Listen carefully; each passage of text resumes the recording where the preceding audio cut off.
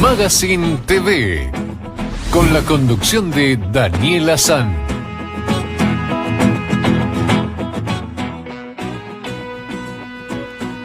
Bueno, ahora sí arrancamos formalmente nuestro programa, esta edición de Magazine, como todos los jueves, y con visitas realmente muy, pero muy importantes. Es la primera vez, un gusto recibirlo, al gerente del Banco Credicot, una institución, como decía una vieja publicidad, un banco con tiempo. Agustín Ferrer, ¿qué tal? ¿Cómo le va? ¿Qué tal? Buenas noches, Daniel, buenas noches para todos. Bueno, realmente es un placer tenerte, como bien lo decía en el programa. Días pasados, hace una semana, tuvimos un encuentro con gente, clientes allegados al banco y por supuesto charlando eso tan lindo, tan especial, esa atención que ustedes brindan hacia sus clientes precisamente, y valga la redundancia, qué importante, ¿no? Nosotros decimos asociados. Asociados.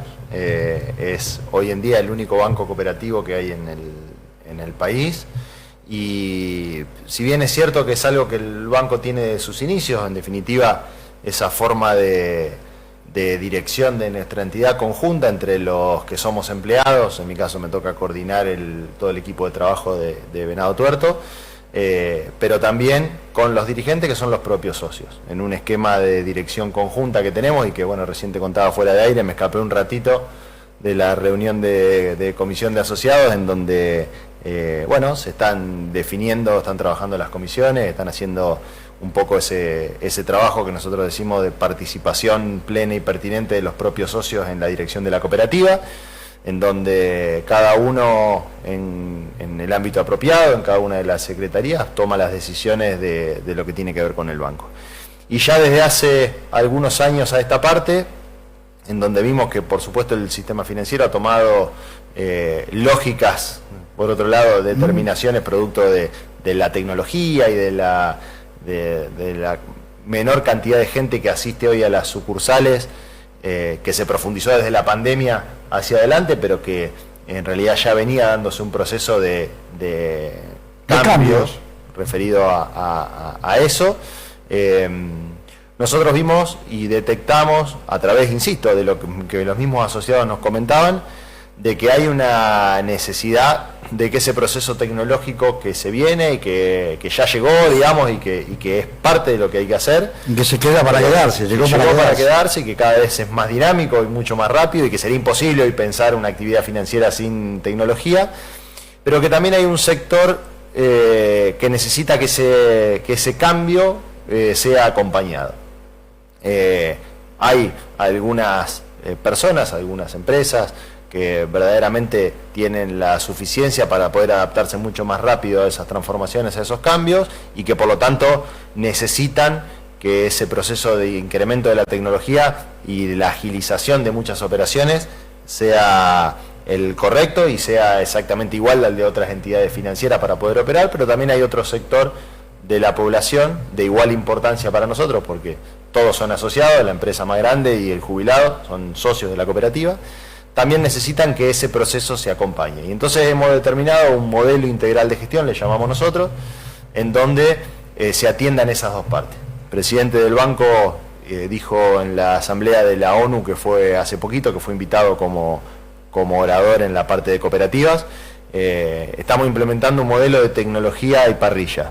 Tecnología para acompañar a esos sectores que lo necesitan, y parrilla para conversar con nuestros asociados, para hacer un encuentro, para que nos cuenten cómo la están pasando, qué necesitan, cómo ven el banco, cuáles son sus necesidades de una entidad. En definitiva, más allá de la actividad que nosotros llevamos adelante, que en este caso es la financiera, somos una cooperativa. Y la cooperativa brinda servicios para los asociados, a nosotros nos toca la parte financiera, pero mientras más cerca estemos de la necesidad que tengan los socios, seguramente seamos más eficientes. Bueno, y eso es un poco lo que estamos trabajando y haciendo. Entonces, a diferencia de muchas entidades que no tienen personal para atender, nosotros hemos incorporado más gente. Exactamente, y otras que por allí en este momento, y lamentablemente para quienes son parte de digamos, una entidad bancaria o crediticia, levanta todo y te tenés que comunicar vía online. Y va a pasar ahora, en pocos días, con una de ellas. Nosotros tenemos la posibilidad de que se comunique en vía online, pero también lo charlamos en ese encuentro que compartimos. Nosotros hemos incorporado la modalidad de WhatsApp, que nos llevó un año que nos entendiera WhatsApp, que era lo que queríamos hacer, en donde el asociado pueda realizar su consulta a través de WhatsApp, pero en vez de que lo atienda una persona que no conoce de Buenos Aires, que tenga un asesor que está en la filial y que es el mismo que lo atendiera si va en persona y que es el que le va a contestar a través del WhatsApp. Y que ya conoce su historia, y que conoce quién es esa persona y que sabe de qué estaban charlando anteriormente. Y entonces, insisto, esa idea de tener una atención personalizada y que además tenga la posibilidad, la comodidad de poder hacerlo sin tener que acercarse a la sucursal. Y para aquel que todavía sienta que ese trato tiene que ser más personal que incluso una atención a través de un teléfono, también tiene la posibilidad de acercarse a las sucursales y sacar turno y esperar y ya está. Y ser atendido también, por supuesto. Agustín, otro de los temas que se trataron, creo que es muy importante, es que parte del personal va a salir a recorrer la ciudad para hablar con sus clientes. Bueno, eso también. Nosotros ya lo veníamos haciendo, sobre todo en los segmentos más grandes. De empresas quizás más grandes, pero más también, sí. Pero también hemos detectado que hay una necesidad de producto de lo que surgió, insisto, de los mismos asociados. En esos encuentros que hacemos la gente nos va diciendo y a veces es mucho más productivo que, ya que nuestros socios muchas veces se acercan al banco, que el banco también se acerque a los socios. Entonces, ir a que se presente el asesor comercial directamente en el comercio, que sepan quién es el que lo atiende, sobre todo en esto que hemos incorporado mucha gente nueva, que vaya, que se presente, que sepa quién es el que lo va a atender, que le comente estas novedades, que le comente que puede comunicarse a través de ese WhatsApp y que va a ser él, la persona que esté del otro lado del teléfono, que vea qué necesita, en qué puede colaborar, cómo está pasando este momento, y bueno, generar ese vínculo, fortalecer ese vínculo si ya está generado, también es parte del modelo que eligió el banco para transitar estos cambios tecnológicos. Aparte de todo eso, digamos, el producto en sí del banco encierra, por ejemplo, tarjetas de créditos son que se pueden usar en el exterior. Sí, nosotros, en realidad, cuando nosotros nacimos, obviamente yo no estaba, pero cuando nosotros nacimos como caja de crédito, en realidad lo que se trabajó en ese caso se armaron cajas de crédito entre comerciantes, profesionales, distintos sectores que en ese momento no eran atendidas por las entidades financieras porque, bueno, no eran rentables, no generaban, pero sí había una necesidad de esos propios sectores de utilizar el sistema financiero. Ellos mismos crearon las cajas de crédito. Esa gestión de los propios usuarios fue tan poderosa que llegaron a tener más del 10% de la actividad económica. En ese momento, dictadura militar mediante, se obliga a que esas cajas de crédito desaparezcan y que en un principio ni siquiera las iban a dejar funcionar, después dejaron que funcionen bajo modalidad de bancos cooperativos. Bien. De toda esa conjunción de bancos cooperativos queda el Credicop, tratando de mantener un poco esa idea de dirección entre los mismos que utilizan los servicios y la parte normativa que hay que cumplimentar del Banco Central. Hoy no estamos en ese momento porque la verdad es que todas las personas tienen acceso al sistema financiero, pero también sí vemos que hay determinados sectores que no son atendidos hoy, como bien vos lo contabas. Entonces, un poco tiene que ver con volver a esas fuentes. En ese momento en donde nosotros no éramos aceptados, tuvimos que generar nuestras propias herramientas. En su primer momento no estaban los cheques, entonces eran las propias boletas internas. Sí. Hoy creamos nuestra propia tarjeta, que es nuestra tarjeta Cabal, que era una tarjeta local, y la entidad fue creciendo a tal punto de hoy estar entre las principales entidades financieras del país, y por lo tanto esa tarjeta, que en un primer momento fue local y que fue para las compras locales, fue teniendo que progresar porque las necesidades de nuestros asociados que fueron creciendo junto con nosotros también fueron más importantes. Por supuesto tiene falencias, no es la principal, nuestra tarjeta Cabal no es ni va a ser la principal tarjeta del país, que también la tenemos, esa tarjeta también es la que tenemos, pero nuestra tarjeta es la propia y lo que vamos haciendo también es generando convenios más locales, que creo que esa es la principal virtud que sigue teniendo. Hoy hemos hecho un convenio ya desde el año pasado para que esa tarjeta también pueda ser utilizada en el exterior, también producto de la necesidad que fueron teniendo los socios, Pero la principal ventaja que tiene es que generamos convenios con comercios para que las mismas promociones que existen en los principales shopping de Capital Federal o de los lugares céntricos donde están todas las promociones también estén en lo local. Y justo en la reunión de recién se está trabajando en un proyecto que vamos a implementar seguramente en el segundo semestre del año, es en acompañar a los comercios locales en un momento en donde el e-commerce también está teniendo mucha potencia, en profundizar las promociones para los asociados que confían en nosotros. Entonces, tratar de llevar las mismas promociones en mayor magnitud que tenemos con otros locales y ofrecer ventajas comparativas en la localidad para aquella persona que hoy quizá compra a través de una plataforma, poder hacerlo presencial, pero con los mismos beneficios, con los mismos descuentos, con la misma cuota sin interés, y de esa forma también potenciar un poco el comercio negocio, local, claro. que en definitiva esa también es nuestra función. Digo, nosotros tenemos una sucursal fuerte en nuestra ciudad, pero en nuestra zona tenemos 13 sucursales, somos el único banco privado que hay en Carmen, en El Hortondo, en Murphy, en Santa Isabel, en varias localidades chiquitas, en donde esos comercios también tienen una necesidad de poder atender a esos lugares, y generar movimiento económico en esas localidades también es trascendente para esas comunidades. Nuestro vínculo no existe sin la comunidad desde nuestros orígenes, y por supuesto es hacia adelante nuestro futuro, mantener o profundizar el vínculo con la comunidad. Claro, hay que tener en cuenta también de que desde hace 2 años a la fecha la situación económica, y esto va por mi cuenta, se agudizó mucho en nuestro país, y obviamente que es un tema que está latente con la morosidad que está ocurriendo. Eso es frecuente. ¿Cómo lo ven ustedes? ¿Cómo lo analizan en tu entidad? Mirá, ayer escuchaba un reconocido economista que decía, otra forma de decir lo que venimos viendo nosotros, es que hay dos realidades: la realidad del mercado y la realidad del supermercado.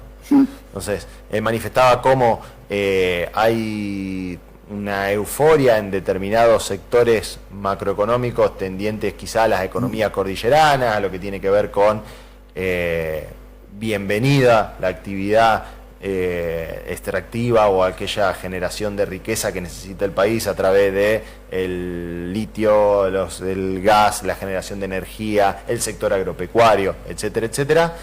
Pero que también, producto de determinadas medidas que se fueron tomando, hay otro sector que está viendo cómo su actividad económica se va vulnerando.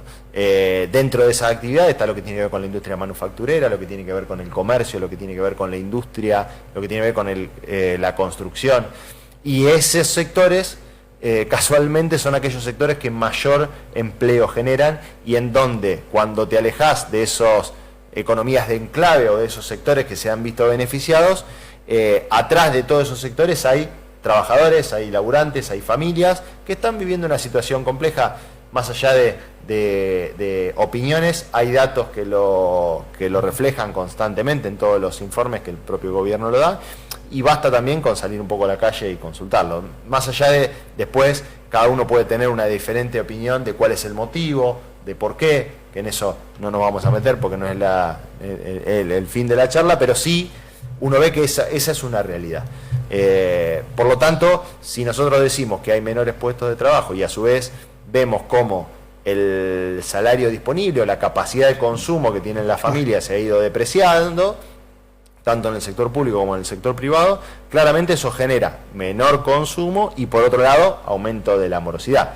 Y ese aumento de la morosidad también es diferente dependiendo de no solo del sector, sino de en qué parte del sector te encontrás. Entonces, no es lo mismo un empleado que tiene un empleo formal y que tiene un ingreso determinado, que aquel que está en la informalidad y que vivía de determinados trabajos informales o de changas o de etcétera. No es lo mismo el pequeño monotributista, el pequeño comerciante, que una empresa más grande. Bueno, hay diferentes realidades como en todo. Y a medida que vos te vas acercando a los mayores niveles de informalidad, que son aquellos sectores en donde más se ha visto perjudicado el nivel de ingreso, por lo tanto el nivel de consumo, es mayor el incremento de la morosidad. Hay datos del mes de marzo, que son los últimos que se tienen disponibles que hablan de un incremento de la morosidad en los sectores formales de por 5, por 4. Estábamos hablando que el sistema financiero tenía una morosidad muy baja, de alrededor del 1 y pico por ciento. Hoy estamos hablando, depende qué entidades, pero entre el 5 y el 9% de morosidad. Es mucho. Estamos hablando de 1 de cada 10 personas que hoy no están pudiendo cumplir con sus obligaciones, claro, y que está quedando fuera del sistema financiero. Si eso vos te acercás a sectores más de a poquito más informales o que tienen un poco de formalidad y un poco de informalidad, como por ejemplo las billeteras virtuales, aquella fintech, estamos hablando de morosidad que va desde el 20 hasta el 40%, depende de la entidad. Estamos hablando ya que entre 2 o 4 de cada 10 personas no está pudiendo pagar. Y ni hablar si te acercás a sectores más informales todavía, que son aquellos que te atendían a sola firma para comprar un electrodoméstico, alguna otra cuestión. Bueno, hay sectores que ya están hablando del 60-70% y que muestra también un poco la gravedad de la situación. Claro, y que claramente eso conlleva, no es una foto, sino que es una película, es algo dinámico, algo que viene sucediendo y que se va profundizando, porque aquel que fue y que, no sé, con su tarjeta de crédito antes compraba un bien de consumo durable, como puede ser un electrodoméstico, zapatillas, etcétera, etcétera, que tiene una duración y uno dice, bueno, lo pago en X cantidad de cuotas, porque total lo voy a usar durante todo ese tiempo. Esa tarjeta la fue utilizando porque ya no llegaba a comprar en el supermercado. Y estamos, Agustín, ese es el problema mayor ahora. Y ahí tenés, por un lado, que claramente cae en morosidad porque no tiene la posibilidad al mes siguiente de volver a hacer la compra porque la tarjeta le quedó en mora y se la cortaron, y entonces eso te genera un aumento de la morosidad, pero por otro lado una caída del consumo. Y si te genera una caída del consumo, te genera, por supuesto, menos demanda, y si te genera menos demanda, menos producción para abastecer eso, y entonces ya no solo estamos hablando de aquel que consume, sino que aquel que produce. Y aquel que produce es el mismo que el que genera el trabajo para abastecer al que tiene que consumir. Y entonces se entra en un círculo vicioso que va generando mes tras mes caída continua en determinados sectores. Mientras, insisto, hay otros sectores que por suerte están viendo cómo su actividad mejora. Y son las dos realidades que hoy vivimos. Una cosa es la macro y otra la micro. En realidad el problema está en la micro. En realidad es parte de lo mismo. A ver, cuando alguien va a estudiar economía en una facultad o en el colegio, no se recibe si aprueba macroeconomía y no aprueba microeconomía. Son las dos caras de una misma moneda. Sí puede ser que depende cómo mires determinados indicadores, hay algunos que te dan mejor y hay otros que te dan peor. Dentro de lo que se llama macroeconomía están los datos de aquellos sectores que vienen creciendo, pero también están los datos de los sectores que no vienen creciendo. Entonces es parte de lo mismo. Por un lado, es cierto que vos tenés y dentro de la micro lo mismo. Digo, dentro de la micro habrá rubros que están mejor que otros y dentro de cada uno de esos rubros habrá empresas que están mejor que otras. Entonces, son realidades que conviven y la realidad es que esperamos que en el mediano plazo, en el largo plazo o de una vez por todas se generen condiciones para que todo eso traccione y funcione. Mirá, cualquier persona que estudió, ya sea en el colegio o en la facultad, primer clase de economía 1 de cualquier lugar, te cuentan o te explican qué es la economía, qué es la escasez y hay una definición básica que es cómo se produce, qué se produce y cómo se distribuye. Son las tres respuestas que debe dar la economía. Insisto, es lo básico de cualquier tema. Uno podría decir en qué es lo que se produce,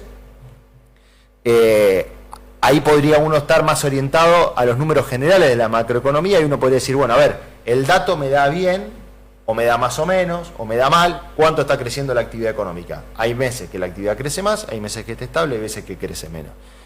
Cuando vos te metés en el cómo genero esa producción, te empezás a meter en las actividades. Y entonces decís, che, bueno, a ver, nosotros tenemos que crecer. ¿Cómo vamos a crecer? ¿Quién va a producir? ¿Vamos a abrir las importaciones de todo o vamos a abrir las importaciones de una parte? ¿Vamos a generar producción local o no vamos a generar producción local? ¿Vamos a generar tasa de interés para el desarrollo o no? En fin, una serie de medidas que generan el cómo vamos a producir, cómo vamos a armar el esquema productivo. Y ahí nosotros creemos que tiene que abarcar a todos los sectores.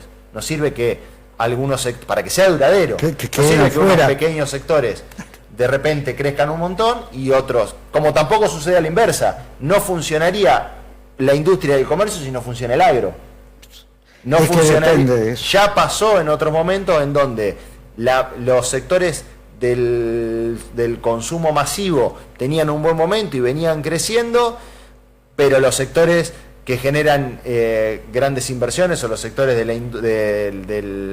la energía, del petróleo, del agro no pasaban un buen momento, eso te generaba escasez de dólares y te terminaba afectando por otro lado. Entonces es un todo. Y después cómo se distribuye, y en cómo se distribuye, que es la tercera pregunta a contestar en cualquier examen de economía, entras en dentro de cómo se va a producir, cómo vamos a generar eso. Y ahí entramos en lo que charlábamos recién. Bueno, en los sectores, cómo se ven afectados, cómo va a ser la generación de empleo, cuál va a ser el salario, cuál va a ser el consumo. Distintos disparadores que la realidad es que no hay un gobierno en el último tiempo que haya podido responder esas tres cosas. Hoy hay determinados sectores, y la verdad que uno ve con expectativa y buena esperanza hacia adelante la posibilidad de que uno de los grandes problemas que siempre hemos tenido, que es el dólar, esté pasando un momento donde no estamos mirando todos los días a ver cuánto sube, cuánto baja, etcétera, en donde la inflación es alta, pero es más baja que lo que estaba hace un tiempo, y uno podría decir, bueno, tenemos parte del problema que te genera expectativa hacia futuro para resolver. Bueno, el resto de los problemas tienen que ser abordados también. Y hoy no pareciera estar en camino a la solución, sino por el contrario, las medidas que se van tomando... Más ajustes. Son más ajustes hacia esos sectores, pero mientras hay más liberación para el resto. Digo, en el mismo momento en donde se trata un régimen de incentivo a las grandes inversiones, en donde se les permite no pagar determinados impuestos, llevarse el dinero afuera, no producir localmente, no tener determinadas cuestiones, se trata... o la quita de impuestos para determinadas cuestiones, se trata del incremento del monotributo. Otro problema.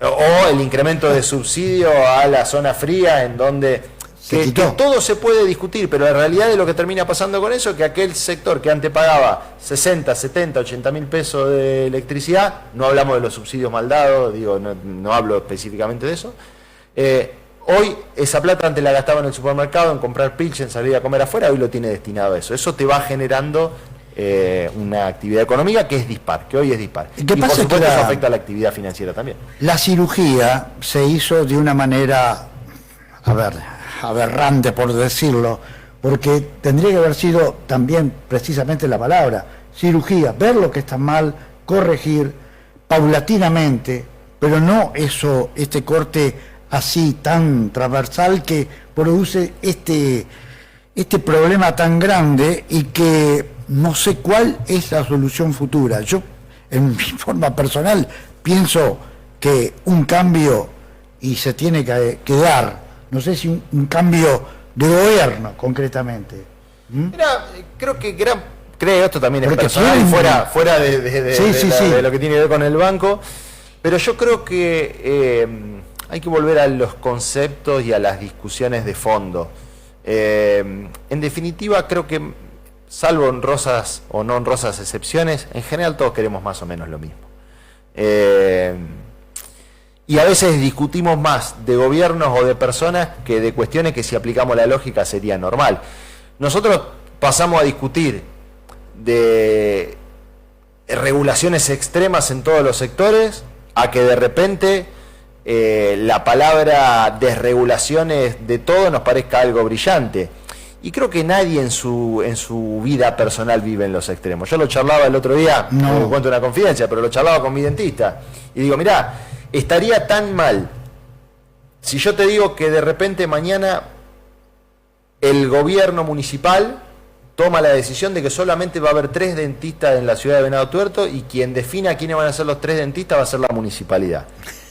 Y eso estaría mal y generaría un montón de problemas, porque seguramente esos 3 dentistas pueden cobrar el precio que quieran porque son los únicos 3, porque seguramente puede darse un proceso por el cual aquel que tenga que tomar la determinación elija al que es más amigo, al que, bueno, no sé, una serie de cuestiones que podrían darse por algo que está mal regulado. Y ahora vamos al otro extremo.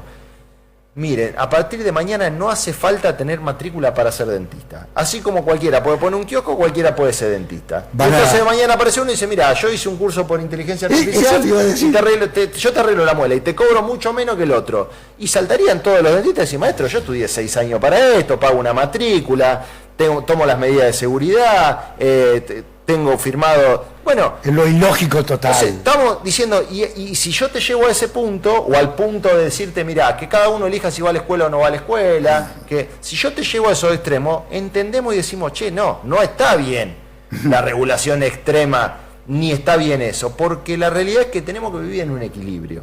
Entonces, si nosotros pasamos de repente a que, miren, en determinados sectores va a haber, y tenemos un ministro de desregulaciones, y enero no, trabajá fino, o sea, desregular lo que estaba mal regulado, pero vivimos en un marco legal. A mí también me interesa la competencia, pero en toda competencia tiene que haber reglas, y las reglas son regulaciones. Entonces no puede uno ir a jugar un partido de fútbol y jugarlo como quiere, agarrar la pelota con la mano, cada cual su propio cada uno hace lo que quiera. No, hay reglas. Por lo tanto, las reglas son regulaciones. Tenemos que volver a discutir en todo caso cuáles son esas regulaciones y cuáles son las mejores regulaciones para generar un proceso de crecimiento sostenido. Algo que parece tan lógico y tan normal es lo que tendríamos que empezar a discutir. Y de vuelta, así como nosotros hacemos la cooperativa, también debe discutirse de abajo hacia arriba. Y la sociedad tiene que involucrarse. De esa forma creo yo que quizá encontremos en algún tiempo un camino más razonable y más verdadero. Digo, los países que han crecido a lo largo del tiempo lo han crecido con políticas sostenidas. Recién hablábamos de cuáles son los sectores que mejor andan. Sector agropecuario, sector, hoy por lo menos, sector agropecuario, sector de minería, sector de gas, sector de litio. Yo te diría que en gran parte de todos esos sectores hay políticas de largo plazo que se han mantenido, sobre todo en estos sectores nuevos, sectores de la energía, sectores del gasoducto, sectores de todo lo que tiene que ver con el crecimiento de YPF. Bueno, hay un montón de sectores que han tenido políticas de largo plazo y que han dado resultados. Deberíamos probar lo mismo quizá con otros sectores y por lo menos nosotros, no digo que yo, insisto, tenga la razón, lo que sí me gusta es, empecemos a charlar más sobre esas cosas que de nombres. O de plantear, tiene que cambiar este gobierno o esta persona. No, bueno, a ver, ¿qué hizo bien? ¿Qué hizo mal? ¿Cuáles son las cosas que hay que modificar? Esta decisión que se tomó, ¿a quién beneficia? ¿A quién perjudica? Bueno, quizá discutiendo ese tipo de cosas, generamos como sociedad que las personas que tengan que tomar las decisiones estén más cerca de nosotros que más lejos, creo yo. Lo que pasa es que hoy por hoy se negocia mucho políticamente a nivel nacional. A ver, salen en el Senado una ley y negocian entre ellos si es conveniente o no. Y después, los mismos que pregonan en los medios nacionales, diciendo y criticando, después levantan la manito y votan a favor. ¿Cómo podés, a ver, es una continua negociación política que se viene estableciendo y se viene dando, y el único que recibe los cachetazos es el pueblo. Bueno, a ver, son procesos que para mí tienen que ver también con lo cultural, en eso, en definitiva, a ver cómo decirlo, pero yo creo que muchas veces a muchas personas a las cuales le damos la facultad para tomar decisiones de regulaciones sobre nosotros, no le daríamos la llave de nuestro auto para que nos lleve de acá a la esquina. Eso tiene dos patas. Por un lado es cuál es la posibilidad de elección que verdaderamente tenemos, y por otro lado es, bueno, cómo generamos un esquema en donde quienes verdaderamente sean los que tomen las decisiones representen a las sociedades. Yo creo que el trabajo institucional es fundamental, que volver a generar instituciones fuertes y que de esas instituciones fuertes tengan visibilidad y salgan personas que representen esa realidad. Bueno, vamos a tener quizá representaciones que se acerquen más a las necesidades que nosotros tenemos que a las necesidades de determinadas personas o grupos que ponen. No sé, evidentemente no tengo la respuesta o la solución a eso, porque si la tendría ya la hubiésemos implementado. No sé si depende también tanto de nosotros generar eso, pero sí creo que por lo menos tenemos que hacer lo que nos corresponde y aportar nuestro granito de arena en lo local. apostar a generar instituciones fuertes, colaborar dentro de lo que sea posible para que esas instituciones perduren, tengan su propia identidad, tengan su propia circulación en el tiempo, puedan seguir funcionando. Ese es un trabajo que también hacemos nosotros mucho desde el banco, reuniones muchas con entidades de carácter social, apoyarlas financieramente cuando podemos, con aportes también cuando podemos, generar encuentros, pero bueno, en definitiva, que las instituciones, una de las grandes ventajas que tiene Venado Tuerto, y por eso ha trascendido con diferencia, pero ha trascendido también a los gobiernos, el propio desarrollo de la ciudad, es que las instituciones de la ciudad son fuertes. A veces un poquito más, a veces un poquito menos, pero tenemos más de 100 instituciones en la localidad. Sí. Y creo que eso también es parte de nuestra identidad y lo que tenemos que ayudar, y quizá, insisto, también da pie a que no sucedan cosas que pasan en otros lugares, porque esas instituciones tienen su propia identidad, trascienden los espacios y los partidos políticos, conviven en la propia sociedad y es una gran fortaleza. Creo que ayudar, cuidarlas, y eso es algo que depende exclusivamente de cada ciudadano, involucrarse un poquito, formar parte, no sé, en la comisión de un club, en la comisión de la iglesia, de una biblioteca, de una entidad de carácter social. Pero ser parte, formar parte de las decisiones que se toman, acerca un poco más a que esas decisiones nos representen. Es una mirada por ahí distinta de ver las cosas, en vez de verla del lado de, bueno, la culpabilidad de los otros, ver qué podemos hacer cada uno para aportar a eso. Quizá por ahí anda el camino, no sé. Agustín, impresionante, magistral la lección que, por lo menos en mi punto de vista, aclarar ciertas cosas y también enseñarnos parte de la economía, porque en esta charla comenzamos con lo del banco y terminamos hablando de economía, un tema tan candente noche por noche, día por día, minuto por minuto, porque es así, va cambiando constantemente. Yo te diría, ¿cómo existe un banco sin las personas? Más si es cooperativo. ¿Cómo existe un banco sin pensar la economía de los lugares? Nosotros tenemos una particularidad desde que se creó, que ha sido lema de nuestra historia, que es el dinero de los argentinos en manos de los argentinos.